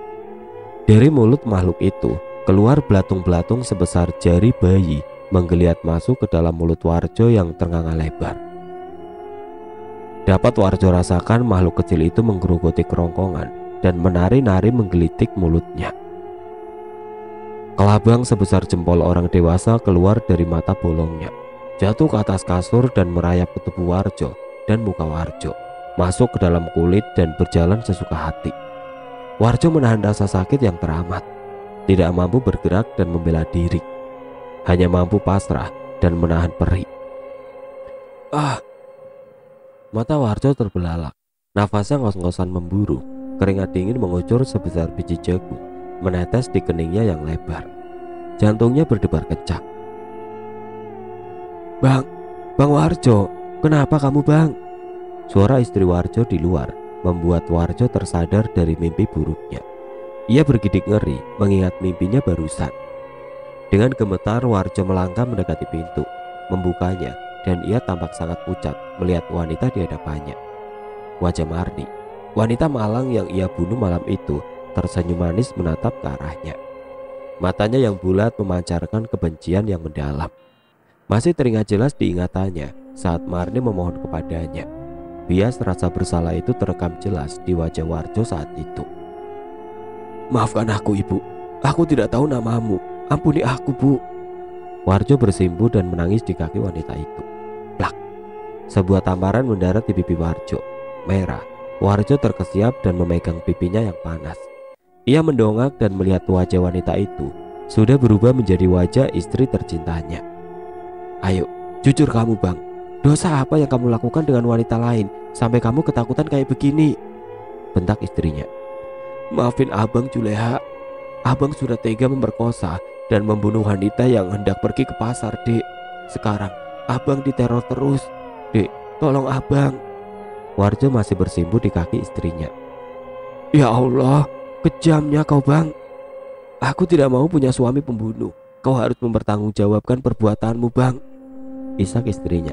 Dilepasnya tangan Warjo yang melingkar di kakinya. Warjo berteriak. Dadanya terasa sesak. Ia kini menyesali perbuatannya. Dari kejauhan lampu motor Maman menyorot seorang gadis cantik dengan tubuh yang aduhai moleknya.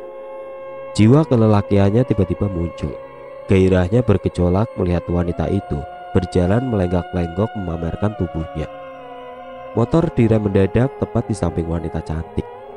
Wanita itu terkejut dan menghentikan langkahnya. Mata Maman berbinar melihat paha putih si wanita. Wanita itu menatapnya dengan senyuman yang menggoda. Mau kemana Neng malam-malam begini? Goda Maman mengerlingkan matanya.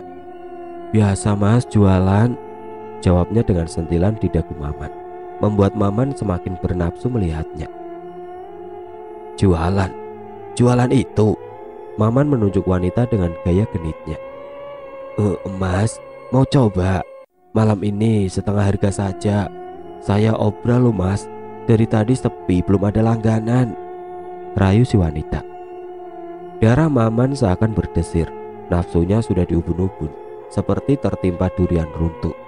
Kapan lagi bisa menikmati wanita cantik dengan harga yang ramah di kantong? Tidak menunggu lama, Maman membawa si wanita ke gubuk yang jauh dari pemukiman. Gubuk reot yang lama tidak dihuni di tengah areal persawahan. Ayo buka, Mas sudah tidak sabar, ucap Maman penuh nafsu, nafasnya memburu. Bukain dong Mas, ucap si wanita dengan manja. Wajah cantik si wanita terlihat samar-samar, terkena cahaya bulan di sela-sela lubang. Ah, manja banget kamu cantik. Tangan nakal Maman mulai menggerayangi bagian punggung wanita yang terasa sangat mulus. Ia membuka resleting dengan tergesa. Ia mulai meraba bagian belakang si wanita. Maman sangat menikmati kulit mulusnya, hingga Maman merasakan sesuatu yang lembek dan bergerak-gerak di belakang tubuh si wanita. Segera ia menarik tangannya. Matanya terbelalak melihat tangannya yang berlumuran darah, juga nanah beserta belatung-belatung putih yang menari-nari manja. Serta merta Maman melihat wanita di hadapannya. Wajah wanita itu berubah rusak, penuh koreng dan luka merah bernanah. Mulutnya menganga mengeluarkan darah beserta kelabang dan belatung-belatung besar. Matanya bolong dengan bola mata yang tergantung di wajahnya. Ia menjulurkan lidah seolah ingin melahap Maman. Ah! Maman berteriak dan segera berlari keluar gubuk dengan tergesa. Wanita dengan gaun merah darah itu terbang mengikutinya sambil terkikik, membuat Maman gemetar. Mau kemana kamu, Man? Kamu harus mempertanggungjawabkan perbuatanmu, pekik si wanita marah. Maafkan aku akan menuruti semua maumu, tapi tolong jangan ganggu aku lagi, ucap Maman sembari terus berlari. Nafasnya terasa tercekat. Ia sangat lelah hingga kakinya gemetar. Beruntung dari kejauhan Maman melihat rombongan pria yang baru pulang dari masjid. Maman memanggil dan melambai-lambai hingga tidak sadar kakinya tersandung batu. Para pria mendekat dan menolong Maman. Si wanita tidak lagi mengejarnya. Kali ini Maman selamat. Nina, Nina. Kami serentak mencari Nina ke semua sudut rumah, tetapi Nina tidak juga ditemukan. Sedih, marah, takut bercampur menjadi satu. Di mana Nina? Mengapa ibu tega mengambil Nina? Apa ibu sudah tidak sayang pada kami? Samar-samar kami mendengar suara ibu dari dalam kamarnya. Kami saling menatap, ragu, karena tadi pun sudah mencari ke kamar ibu. Dan ayah, orang pertama yang berlari menuju kamar ibu. Ibu ada di sana bersama Nina. Ibu dengan cinta menimang Nina seperti biasa. Nina tampak lelap dalam dekapannya. Ibu tampak cantik walaupun memakai gaun panjang. Tiada lagi wajah amarah di sana. Ayah tidak berani mendekat. Ia menatap ibu dengan berurai air mata. Begitu juga aku dan kedua adikku. Kami sungguh terharu melihat cinta ibu yang begitu besar untuk Nina. Ibu kemudian meletakkan Nina di atas kasur. Sebuah kecupan lembut mendarat di pipi gembulnya. Ia menoleh dan tersenyum manis menatap kami yang berdiri mematung. Tubuhnya kemudian dibalut asap putih dan terbang membumbung memasuki ventilasi dan hilang dalam sekejap. Ayah melangkah mendekati Nina, begitupun kami, anak-anaknya. Di tepi ranjang kami saling berpelukan. Menangis sejadi-jadinya. Kami takut, bukan karena sosok ibu yang masih menghantui, namun takut jikalau Nina ikut dengan ibu dan kami akan kehilangan Nina selamanya. Maman, pekik Warjo ketika melihat Maman melintas di depan rumahnya. Maman berhenti dan menoleh ke arah Warjo. Motor ia belokkan dan berhenti di rumah Warjo. Rumah sederhana berwarna hijau dengan banyak tanaman bunga di sekitarnya. Adem dan asri hasil tangan istri Warjo yang rajin berkebun. Warjo menatap Maman dengan takut. Matanya membulat sempurna dengan bibir gemetar. Gemertuk gigi yang beradu menandakan rasa takut yang teramat sangat. Maman mendekat. Ia sangat paham apa yang ingin Warjo sampaikan. Maman menghela nafas panjang melihat kegalauan sahabatnya itu. Maman, apa yang harus kita lakukan, Man? Ucap Warjo pelan. Duduk dulu kita, War. Ajak Maman menunjuk kursi di teras Warjo. Kursi kayu berukir dengan bantal yang cukup tebal di atasnya. Mereka menuju kursi dan duduk berhadapan. Maman menatap serius ke arah Warjo yang tampak sangat gusar. War, aku ragu kalau kita harus menyerahkan diri ke polisi.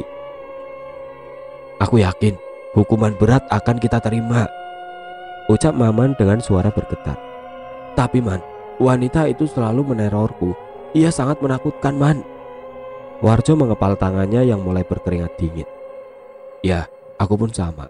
Tapi aku lebih takut mendekam dalam penjara, terkurung di dalam dan tidak bisa kemana-mana. Maman memalingkan wajahnya ke arah jalan. Ia merasa dadanya sesak. Man, ayolah Man. Kalau terus begini, aku bisa gila. Warjo meremas kepalanya. Ia benar-benar frustasi. Kalau begitu, kau saja sendiri. Tapi aku ingatkan, jangan kau bawa-bawa aku. Atau... Maman tidak meneruskan ucapannya. Matanya menyorot tajam ke arah Warjo. Atau apa, Man? Warjo balik bertanya. Atau giliran istrimu yang bernasib sama seperti wanita itu, jawab Maman dengan wajah beringas. Nyali Warjo ciut. Ia tahu jika sahabatnya itu tidak pernah main-main dalam berucap. Rekannya dalam bisnis perbegalan itu memang terkenal sadis dalam bertindak. Sudah belasan nyawa melayang di tangannya, dan ia selalu bisa terbebas dari hukuman karena kepintarannya. Licin bak belut. Warjo menghela nafas panjang. Dadanya terasa sesak. Kau mengancamku, Man, bisiknya lirik. Terpaksa, jika kau masih nekat, War. Aku tidak main-main dengan ucapanku. Ingat itu. Maman mendengus kesal. Ia pun beranjak dari tempat duduknya dan berlaru meninggalkan Warjo yang dia mematung, bingung. Malam ini suasana cukup mencekam. Langit gelap tanpa sinar bulan dan bintang. Angin berhembus cukup kencang, menggoyang pepohonan dan menggugurkan dedaunan kering. Hujan mulai turun rintik-rintik. Dingin menusuk hingga ke tulang. Warjo meringkuk sendirian di dalam kamar. Istrinya memilih pergi dari rumahnya. Warjo sangat ketakutan. Was-was merasuki pikirannya. Rasa bersalah dan takut menjadi satu. Suara ranting pohon yang beradu terdengar seperti suara cakaran di luar sana. Warjo merapatkan kakinya. Walaupun suasana dalam kamar terang benderang, tetapi terasa sangat mencekam bagi Warjo. Lampu tiba-tiba mati. Suasana kamar seketika gelap gulita. Warjo membuka matanya dengan terpaksa. Ia membalikkan badannya dan memeluk guling di sampingnya. Ia malas untuk beranjak kemanapun, dalam keadaan takut dan kalut. Warjo merasakan hembusan nafas di hadapannya. Busuk bak bangkai, hangat memenuhi rongga hidungnya. Seketika, Warjo memincingkan matanya, berusaha fokus menatap guling yang didekapnya dalam keremangan kamar. Retina Warjo membesar, bola matanya seakan ingin keluar. Genggaman tangannya segera ia lepas. Warjo menggeliat menjauhi sosok yang ia kira gulingnya tadi. Sosok itu menatap tajam dengan senyum yang menyeringai. Matanya melotot dengan lingkaran hitam di sekitarnya. Wajahnya putih pucat dengan ikatan di kepalanya. Sekilas nampak serupa guling dengan ikatan di kaki dan kepalanya. Warjo tidak dapat berucap, hanya derai air mata memenuhi wajahnya. Sosok itu tertawa kencang. Ia tidak bergerak, hanya menatap tajam ke arah Warjo. Aku mohon, ampuni aku. Aku akan menyerahkan diri ke polisi. Aku janji akan bertanggung jawab, ucap Warjo dengan bibir bergetar. Sosok itu tidak menjawab. Ia hanya terkikik ngeri, membuat bulu kuduk Warjo berdiri. Warjo tidak mampu berlari. Ia hanya pasrah. Sosok itu tiba-tiba dikelilingi asap tebal dan dalam sekejap hilang dari pandangan. Klak. Lampu kembali hidup. Warjo berucap syukur berkali-kali. Tekadnya sudah bulat. Besok ia akan menyerahkan diri ke kantor polisi. Ia tidak ingin terus diteror makhluk mengerikan berulang kali. Ini sudah jadi konsekuensi dari perbuatan keji. Setiap tengah malam Nina selalu menangis memanggil ibu. Dan aku sudah terbiasa melihat ibu yang selalu datang lewat tengah malam hanya untuk membelai dan mencium Nina hingga Nina tenang. Ibu, aku tahu Ibu bukan lagi manusia seperti dulu. Ia selalu datang memakai gaun panjang dengan rambut terurai. Ibu pun selalu tersenyum jika berpapasan denganku. Ayah pun tahu ibu selalu datang hanya untuk menenangkan Nina. Ibu tidak jahat. Ia tidak mengganggu kami sedikit pun. Jika lewat tengah malam, ayah selalu pindah ke sofa ruang tamu. Ia tidak ingin kehadirannya mengganggu ibu. Widya, ibu melambai ke arahku begitu ia melihatku mengintip dari balik pintu. Kulihat ibu sedang menimang Nina sambil sesekali mencium keningnya. Aku mendekat dengan takut. Namun ibu seperti tahu ketakutanku. Ia tersenyum sangat manis kepadaku. Ah, ibu, aku kangen padamu. Jangan takut, nak. Ibu tidak mungkin menyakitimu, ucap ibu lembut. Bu, ibu kenapa masih di sini, Bu? Apa ibu tidak tenang? Aku berusaha berani walau hati rasanya sudah mau pecah karena ketakutan. Ibu menangis, suaranya terdengar lirih. Iya, ibu masih ada urusan di dunia. Sebentar lagi urusan ibu selesai, dan cinta ibu kepada kalian membuat jiwa ibu enggan pulang, jawab ibu lembut. Aku merasa sangat terharu. Ibu begitu menyayangi kami hingga ibu tidak bisa pulang ke tempat yang seharusnya. Pulanglah, Bu. Tempat ibu bukan di sini.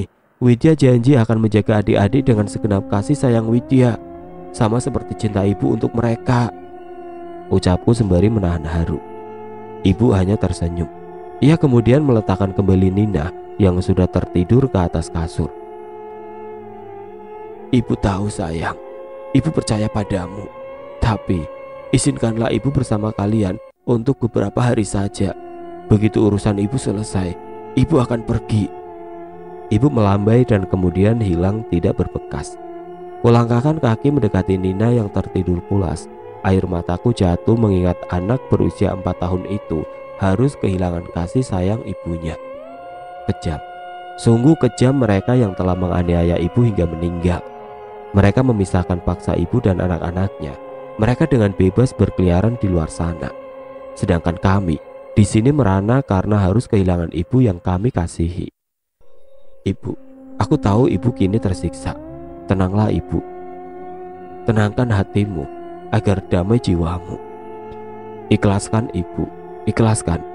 Ini sudah takdirnya. Cobalah menerima ini ibu, agar damai dan tenang ada di hatimu. Aku sangat mencintaimu ibu. Nina sayang, kakak akan selalu ada di dekatmu Nina. Mencintai dan menjagamu. Tidurlah adikku Nina, adikku yang cantik dan gembul.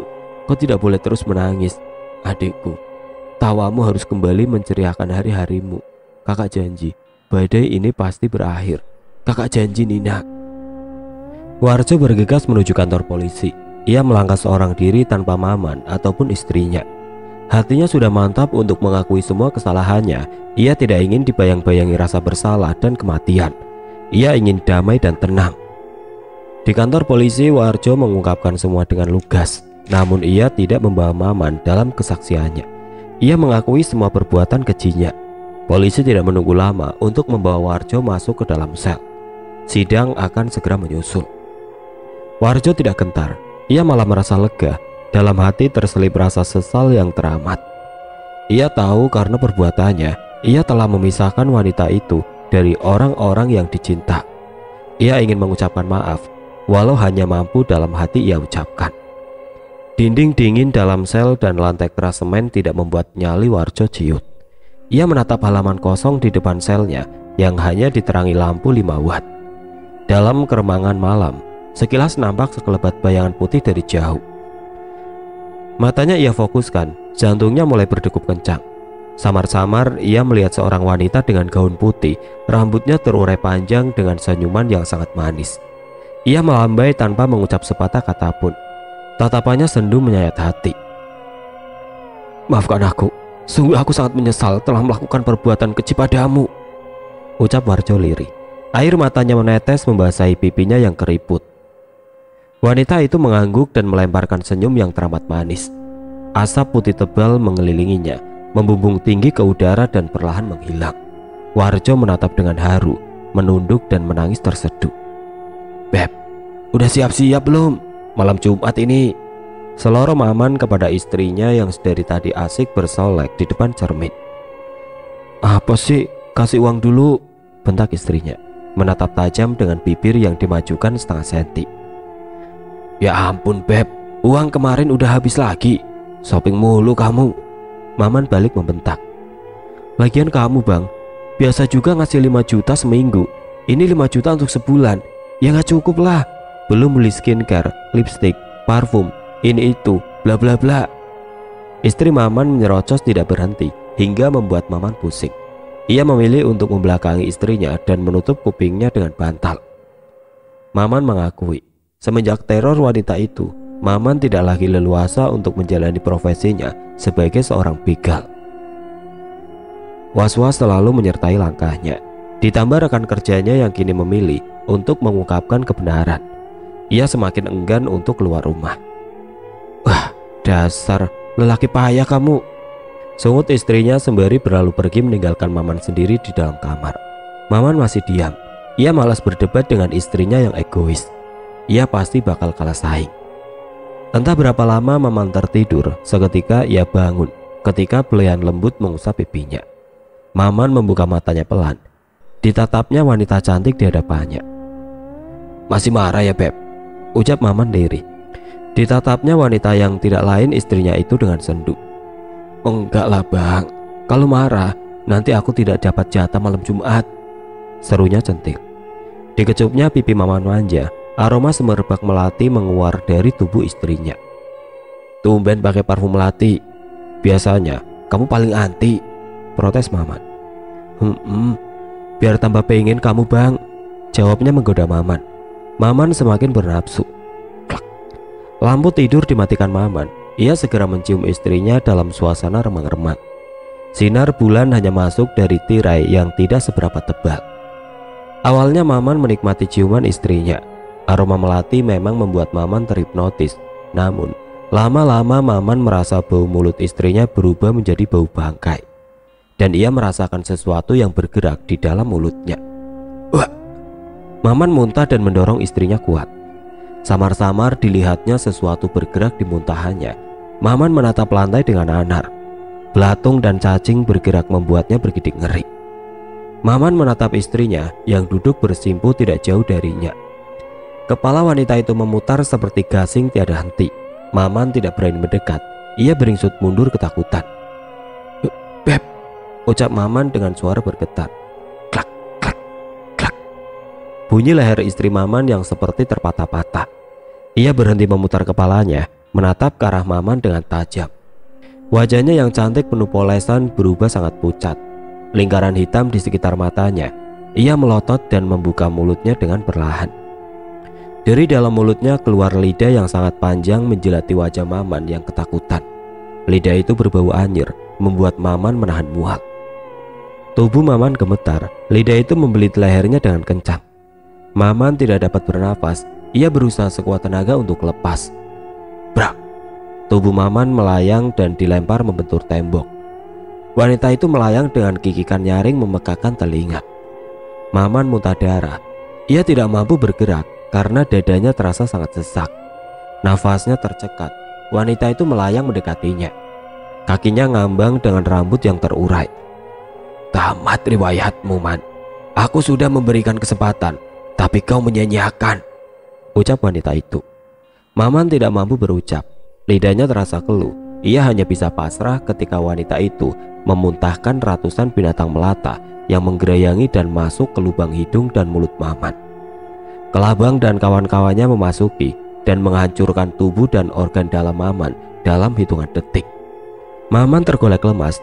Tubuhnya penuh luka dan lubang ulah binatang-binatang kecil yang berbisa. Bang, kok gelap sih?" Suara istri Maman begitu membuka pintu kamar. Ia merasa bersalah berkata kasar tadi. Klak. Ia menghidupkan lampu dan mengedarkan pandangannya mencari Maman suaminya. Abang. Brak. Istri Maman ambruk begitu melihat keadaan Maman yang sangat mengenaskan. Para tetangga berdatangan mendengar teriakan. Mereka memandang ngeri jasad Maman. Jasad yang mengenaskan. Matanya hampir copot, sekujur tubuh penuh lubang.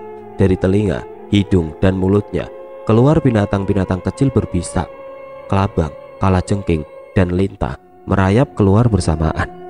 Mereka bergidik ngeri melihat Maman yang sudah terbujur kaku dan berlumuran darah. Entah apa dosa Maman sehingga ia bisa mengalami hal yang sangat mengenaskan seperti ini. Para tetangga berbisik dan bertanya-tanya satu sama lain. Istri Maman dibawa ke dalam kamar lain. Setelah sadar, mereka lalu segera mengebumikan Maman hari itu juga. Derai air mata istri Maman menemani prosesi pemakaman. Dari kejauhan, sosok tidak kasat mata tersenyum penuh arti melihat nasib Maman yang berakhir tragis. Dendamnya telah terbalaskan. Maman merasakan buah dari perbuatan kejinya. Waalaikumsalam. Baik Pak, besok kami akan memenuhi panggilan sidang, seru ayah serius berbincang di telepon dengan seorang yang tidak aku kenal. Klak. Gagang telepon diletakkan ayah. Mimik wajahnya berubah mendung. Ia menghela nafas dalam. Sidang apa ya? Dengan hati-hati bibir ini berucap, takut ayah menjadi marah. Sidang tentang pembunuhan ibumu, Nak. Pembunuhnya sudah menyerahkan diri, ucap ayah menatapku sendu. Ya Allah ya, Widya harus ikut. Widya ingin tahu siapa yang tega berbuat keji kepada ibu, teriakku. Derai air mata tidak mampu aku tampung. Dadaku rasanya sesak jika mendengar kejadian tragis tentang ibu. Ya, besok kita sama-sama ke sana. Namun ayah mohon Wid, tahan emosimu. Ayah tidak ingin arwah ibu semakin tidak tenang. Biarkan ibu pergi dengan damai, seru ayah. Ia menggenggam tanganku erat. Aku tahu ayah pun sakit hati dan terluka. Bias kesedihan dan tertekan terlihat jelas di raut wajah ayah. Aku pun tertunduk dan kami sama-sama terisak. Perih dan teriris, luka yang belum mengering ini seakan kembali berdarah. Adik-adik keluar dari kamar bersamaan mendengar isakan tangisku dan ayah. Mereka memeluk kami tanpa mengerti apa yang sedang terjadi. Kami memilih diam. Kami tidak ingin mereka ikut bersedih, terutama Nina. Hari terasa amat panjang menunggu esok hari persidangan.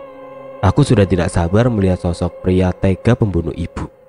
Dadaku seketika sakit jika mengingat hal itu. Nina, kamu belum tidur, Dek, ucapku begitu melihat Nina yang tiba-tiba muncul di kamarku. Seperti biasa, dengan menggendong boneka Hello Kitty kesayangannya. Ia menggeleng dan beringsut mendekatiku. Ia menatapku dalam dan memelukku erat. Kakak, ibu tadi datang, tapi ibu bilang ibu tidak bisa datang lagi. Nina sedih, Kak. Aku dengar Nina mulai terisak. Ku pegang wajah Nina dan menatap Nina. Ia mendongak dan melihat jauh ke dalam mataku. Sebisa mungkin aku sembunyikan bias kesedihan. Aku tidak ingin Nina bertambah sedih. Nina, ibu ada urusan dan harus pergi jauh. Tapi di dalam sini, ibu selalu menemani. Nina tetap bisa melihat ibu walau hanya dalam mimpi, kataku dengan menunjuk dada Nina. Apa ibu tidak akan kembali, Kak? Nina kembali terisak. Aku menggeleng pelan. Aku peluk Nina dan mendekapnya dengan erat. Kakak yang akan menggantikan ibu. Kasih sayang kakak sama seperti ibu. Kakak sayang Nina dan akan selalu ada untuk Nina. Ku cium keningnya. Bulir bening menetes tepat di kepalanya.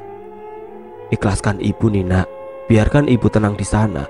Nina sayang ibu kan? Seruku berusaha menghibur Nina.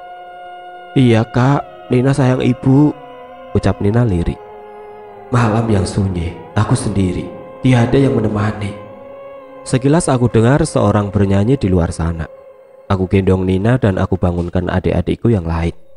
Hujan gerimis di luar tidak menyurutkan langkah kami. Senandung lagu yang sering dinyanyikan ibu. Ya, aku yakin sekali itu ibu. Drap, drap, drap. Langkah kami terhenti. Ayah sudah berdiri di ambang pintu. Ia menatap tajam keluar. Pelan-pelan kami mendekati ayah. Nina ingin berlari tapi cepat ditangkap dan digendong ayah. Kami semua terdiam terpaku. Hanya Nina yang berontak ingin turun. Ibu, Nina ikut, Bu. Tangis Nina pecah diiringi yang lain.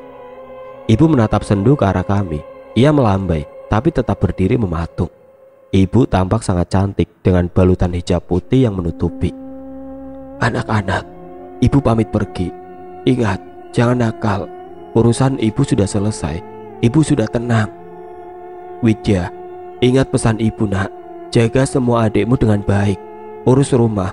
Ibu minta maaf tidak bisa menjaga kalian lagi. Nina, ikhlaskan ibu ya, Nak. Nurut sama kakak. Ayah, ibu minta maaf, belum bisa menjadi istri yang terbaik.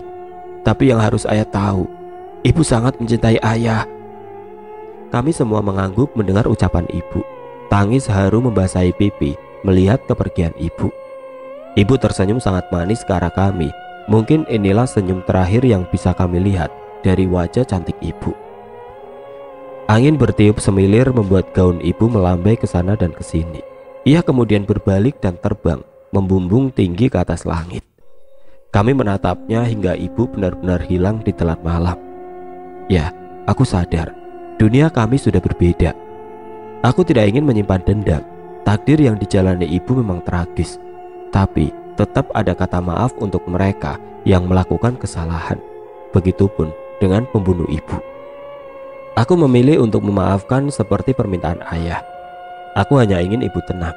Daripada menyimpan dendam, aku lebih memilih untuk fokus mengurus ketiga adikku, terutama Nina, adik bungsuku. Hari persidangan ibu tiba. Suasana berjalan khidmat. Tidak ada caci maki. Semua berjalan dengan sangat lancar. Pria pembunuh ibu yang bernama Warjo itu menjawab pertanyaan dengan baik dan mengakui semua perbuatannya. Ia pun menyampaikan kabar jika temannya yang juga menghabisi ibu sudah tiada. Dan kini Warjo menjadi pelaku tunggal. Ia pun dijatuhi hukuman 15 tahun penjara, lebih ringan dari tuntunan yang harusnya seumur hidup karena ia mengakui dan menyerahkan diri dengan sukarela. Sebelum dibawa kembali ke dalam sel, ia sempat bersimpu di hadapanku dan ayah. Ia menangis meminta maaf atas semua kesalahannya. Dengan tegar ayah memaafkan, begitu juga aku. Hatiku lega, kini pembunuh ibu sudah mendekam di penjara. Ayah merangkulku, kami berdua berusaha tegar menghadapi kenyataan pahit ini. Walaupun ibu sudah tiada di dunia, tapi ia selalu ada di hati. Ibu sudah tenang di sana. Aku berjanji akan menjaga keluarga kita, Bu. Ibu jangan khawatir. Doa kami akan selalu kami lantunkan untuk ibu. Tenanglah di sana, Ibu. Tunggu kami, Ibu. Kita akan bersama-sama kembali suatu saat nanti di dunia berbeda. Dunia yang kekal dan abadi. Dunia yang tiada sedih dan sakit hati.